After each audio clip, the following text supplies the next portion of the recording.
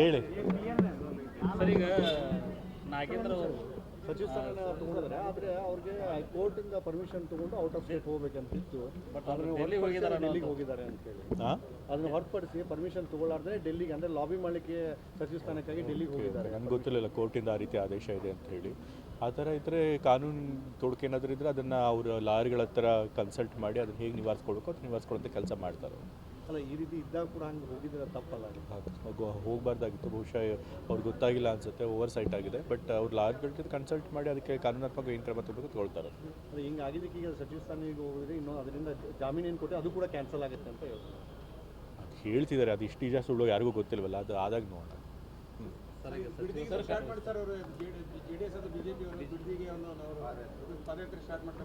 ಈಗಾಗಲೇ ಬಿಡದಿ ಟೌನ್ಶಿಪ್ ಬಗ್ಗೆ ಮುಖ್ಯಮಂತ್ರಿಗಳೆಲ್ಲ ಹೇಳಿದ್ದಾರೆ. ಅದು ಯಾವುದು ಕೂಡ ನಾವು ಬಲವಂತವಾಗಿ ರೈತರಿಂದ ಕಿತ್ಕೊಳ್ತಿಲ್ಲ. ಅದು ವಾಲಂಟ್ರಿಯಾಗಿ ಯಾರು ಕೊಡೋಕ್ಕೆ ಇಷ್ಟ ಇದೆಯೋ ಅವರು ಅವರಿಂದ ಭೂ ಸ್ವಾಧೀನ ಮಾಡ್ಕೊಳ್ತೀವಿ. ಸೊ ಹಾಗಾಗಿ ಯಾರ್ದು ಬಲವಂತ ಇಲ್ಲದೆ ಇದ್ದಾಗ ಇವರು ಅನಾವಶ್ಯಕವಾಗಿ ರೈತರನ್ನ ಸುಮ್ಮನೆ ತಪ್ಪು ದಾರಿ ಹೇಳ್ತಾ ಇದ್ದಾರೆ.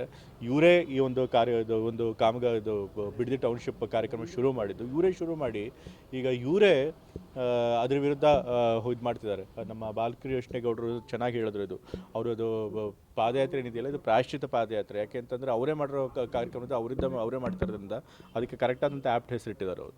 ಓಕೆ ಸರ್, ಕ್ಯಾಬಿನೆಟ್ ಎಕ್ಸ್ಪೆನ್ಸಿನ ಬಗ್ಗೆ ಇನ್ನೂ ಕೆಲವೊಬ್ಬರಿಗೆ ಅಸಮಾಧಾನ ಇದೆ. ಮತ್ತು ಅವರು ಈಗಾಗಲೇ ನಾನು ಹೇಳಿದ್ದೀನಿ, 2-3 ದಿವಸಗಳ ಮೀಡಿಯಾವರು ಇದನ್ನೇ ಕೇಳ್ತಾ ಇದ್ದಾರೆ.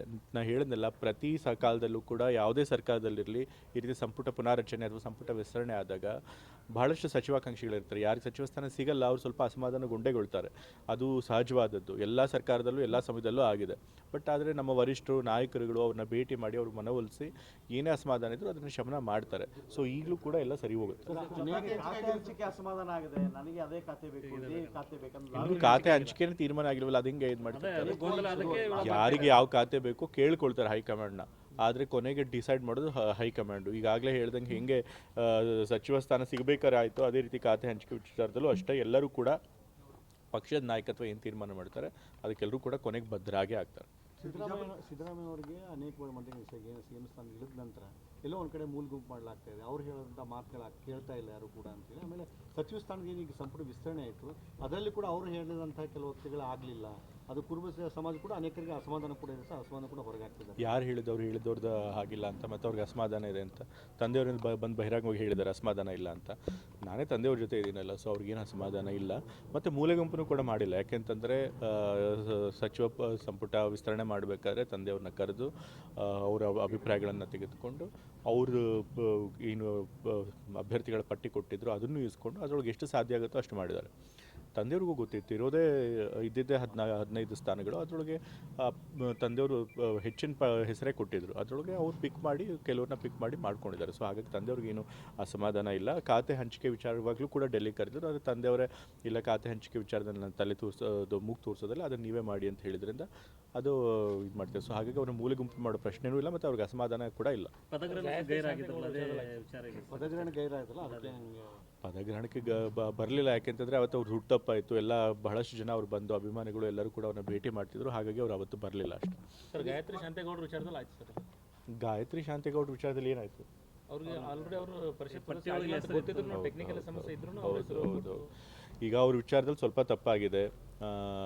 ಈಗ ಬೇರೆ ಯಾರನ್ನ ಮಹಿಳಾ ಸಚಿವರನ್ನ ಮಾಡಬೇಕು ಅಂತ ಹೇಳಿ ನಮ್ಮ ಹೈಕಮಾಂಡ್ ಅವ್ರು ಚಿಂತನೆ ಮಾಡ್ತಿದ್ದಾರೆ. ಅವ್ರು ಯಾರಾದರೂ ಒಂದು ಸೂಕ್ತ ಹೆಸರನ್ನ ಖಂಡಿತ ಕೊಡ್ತಾರೆ. ಒಬ್ಬ ಮಹಿಳೆ ಕೂಡ ನಮ್ಮ ಕ್ಯಾಬಿನೆಟ್ಗೆ ಇಂಡಕ್ಟ್ ಆಗ್ತಾರೆ. ಇನ್ನು ಸರ್ಕಾರ ಟೇಕಪ್ ಆಗ್ತಾ ಇಲ್ಲ. ಯಾಕೆ ಟೇಕಪ್ ಆಗ್ತಿಲ್ಲ? ಇನ್ನು ಸಚಿವ ಸಂಪುಟ ವಿಸ್ತರಣೆ ಸಂಪುಟ ವಿಸ್ತರಣೆ ಈಗ 1-2 ವಾರ ಆಗಿದೆ. ಅದಕ್ಕಿಂತ ಮುಂಚಿಂದನೂ ಕೂಡ ಈಗ ಸರ್ಕಾರ ಬಂದು 3 ತಿಂಗಳು ಆಗ್ತಾ ಬಂತು. ನಾವು ಬಂದ ತಕ್ಷಣವೇ ಹಲವಾರು ಪ್ರೋಗ್ರಾಮ್ಗಳನ್ನು ನಾವು ಅನೌನ್ಸ್ ಮಾಡಿದ್ದೀವಿ. ಫಸ್ಟ್ ಕ್ಯಾಬಿನೆಟ್ನಲ್ಲೇ ವಿದ್ಯಾರ್ಥಿಗಳಿಗೆ ಉಚಿತ ಪಾಸ್ ಮಾಡಿದ್ದೀವಿ. ಭಾರತ ಜೋಡೋ ಕ್ಲಬ್ಗಳನ್ನು ಮಾಡಿದ್ದೀವಿ. 1000 ಕೋಟಿ ಬಿ ಖಾತೆಗಳನ್ನು ಎ ಖಾತೆಗಳನ್ನು ಮಾಡಬೇಕು ಅಂತ ಹೇಳಿದ್ದೀವಿ. ಯಾರ್ಯಾರಿಗೂ ಪಾಪ ಮನೆಗಳನ್ನು ಕಟ್ಟಿ ಎಲೆಕ್ಟ್ರಿಸಿಟಿ ಸಪ್ಲೈ ಎಲ್ಲ ವೈಲೇಷನ್ ಆಗಿದೆ ಅಂತೇಳಿ ಸುಪ್ರೀಂ ಕೋರ್ಟ್ ಆರ್ಡರ್ ಕೊಟ್ಟಿತ್ತು. ಅವ್ರಿಗೆ ರಿಲೀಫ್ ಕೊಡಬೇಕು ಅಂತ ಹೇಳಿ ಅವ್ರಿಗೂ ಕೂಡ G+2 G+3 ಮತ್ತು 2400 ಸ್ಕ್ವೇರ್ ಫೀಟ್ ಅವ್ರಿಗೆ ತನಕ ಎಲೆಕ್ಟ್ರಿಸಿಟಿ ಸಪ್ಲೈ ಕೊಡೋದು ಮಾಡಿದ್ದೀವಿ. ಬರ ಪರಿಸ್ಥಿತಿ ಬಂದಾಗ ಸೀರೀಸ್ ಆಫ್ ಮೀಟಿಂಗು ಮುಖ್ಯಮಂತ್ರಿಗಳು ಸೇರಿದಂತೆ ಇದ್ದಂಥ ಎಲ್ಲ ಮಂತ್ರಿಗಳು ಕೂಡ ಮಾಡಿದ್ದೀವಿ. ನಾವೆಲ್ಲ ನಮ್ಮ ಉಸ್ತುವಾರಿ ಜಿಲ್ಲೆಗಳಿಗೆ ಭೇಟಿ ಮಾಡಿದ್ದೀವಿ.